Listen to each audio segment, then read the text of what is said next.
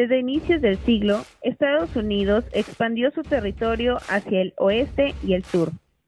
Este proceso se inició con la compra de Luisiana a Francia en 1803 y la Florida a España en 1820. Estos territorios se poblaron rápidamente con colonos procedentes del este, que consideraban como su destino manifiesto ocupar todo el subcontinente. Las tierras colonizadas eran propiedad del gobierno federal, pero cuando se hallaban suficientemente pobladas, sus habitantes podían solicitar su ingreso como nuevo estado de la Unión. De esta forma, la colonización fue rápida. En la década de 1840, se configuró casi todo el actual territorio de los Estados Unidos, gracias al control del norte de México, el ingreso a la Unión del estado de Texas y la influencia de la fiebre del oro en California en 1848. En 1867 se adquirió Alaska y posteriormente se ocuparon las islas Hawái hasta formar los 50 estados actuales. A lo largo del proceso de expansión, los colonizadores debieron enfrentar la resistencia de los indios, quienes eran despojados de sus tierras. Hacia 1890, esta resistencia finalizó después de la masacre de Wounded Knee en 1890 y el asesinato de Tatanka y Yotanka, Toro Sentado, jefe de los Sioux. Así concluyó la conquista del oeste. El inicio del desarrollo económico. La situación inicial. La situación inicial de los Estados Unidos presentaba tres problemas en relación con la industrialización. En primer lugar, el país iniciaba su andadura independiente con el lastre de las relaciones económicas establecidas por Inglaterra. La metrópoli había establecido una política que limitaba el desarrollo industrial de las 13 colonias para mantenerlas como suministradoras de materias primas. Con la independencia, esto desapareció, pero durante varios decenios no estuvo en condiciones de poder competir con Inglaterra. En segundo lugar, tenía escasez de mano de obra, pero este obstáculo desapareció pronto dado el incremento de la población, y aunque no sobreabundó como en Europa, por lo que la revolución industrial norteamericana se hizo sin grandes problemas sociales, sí fue suficiente para el crecimiento. El tercer problema tenía que ver con la escasez de vías de comunicación, pero también se superó con cierta facilidad. Aspectos técnicos. Los Estados Unidos se beneficiaron de las máquinas inventadas y aplicadas en Inglaterra, pero el factor técnico que más influyó en el crecimiento económico norteamericano fue la aplicación muy temprana de la división del trabajo. El proceso de producción en cadena permitió un intenso crecimiento. La especialización del trabajo comenzó en las industrias de armamento, que recibían una fuerte demanda gubernamental, para luego aplicarse a todos los demás sectores. Los sectores impulsores. La década de los años 50 fue la del despegue industrial, especialmente en los sectores textil, siderúrgico y de la construcción. Como en Europa, comenzó con la industria textil y fue seguido por la siderurgia, que tenían que cubrir las ingentes necesidades de material de los ferrocarriles. La primera línea de ferrocarril nació al poco tiempo que la británica. Fue un sector que comenzó con capital extranjero, pero al poco tiempo se desarrolló con capital propio. Por otro lado, Estados Unidos contaba con una gran riqueza en materias primas y fuentes de energía, como el carbón y el petróleo.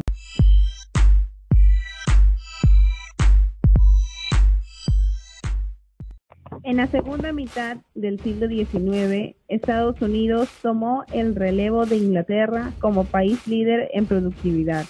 Un factor a tener en cuenta es el crecimiento de la población por la aportación realizada por la inmigración.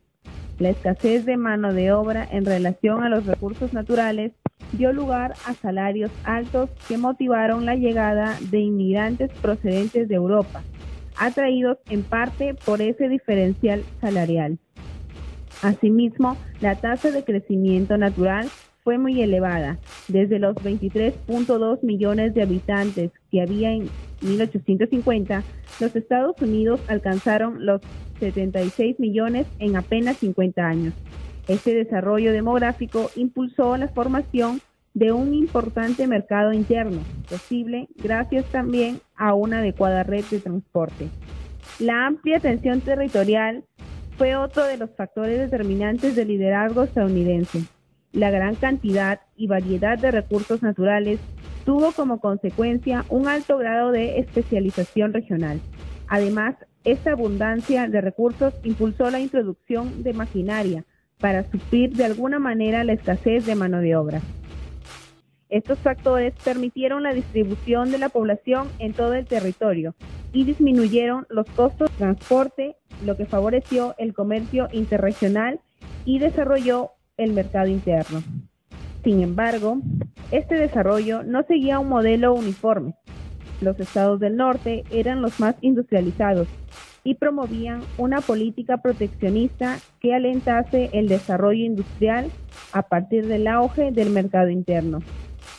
Los estados sureños, predominantemente agrícolas, eran partidarios de una política librecambista, orientada a la exportación de materias primas y a la importación de manufacturas.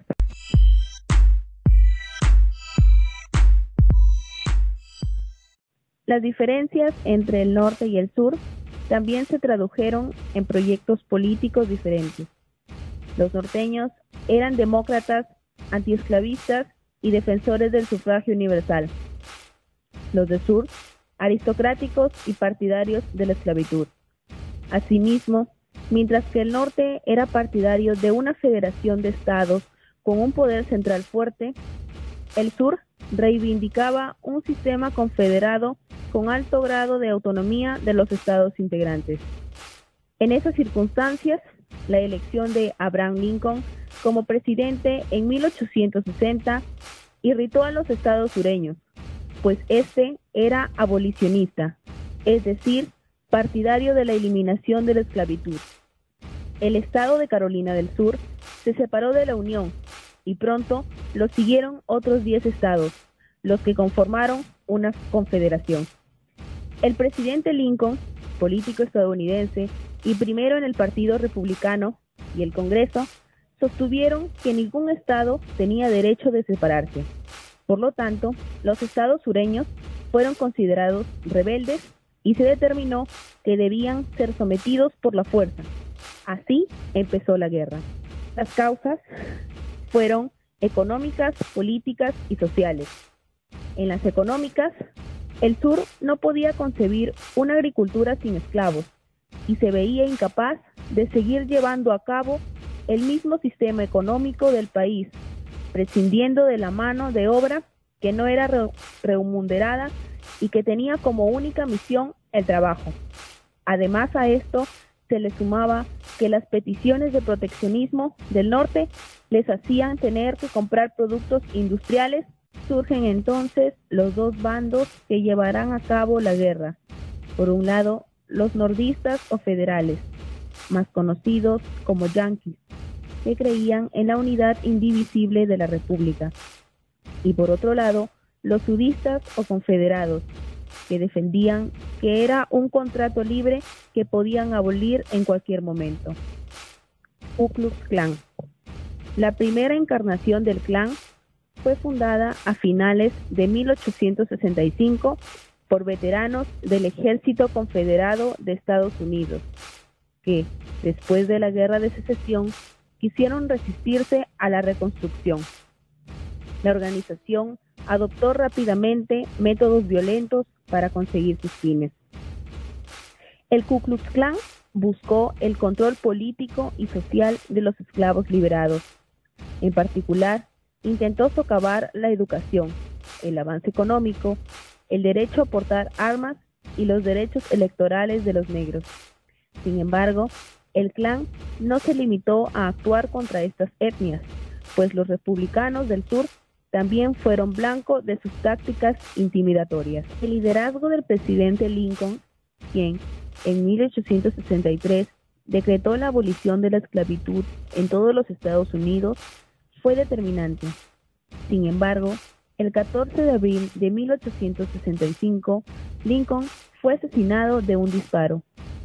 Andrew Johnson se convirtió en presidente y 12 días después, el 26 de abril, Johnston rindió sus tropas a Sherman en Durham.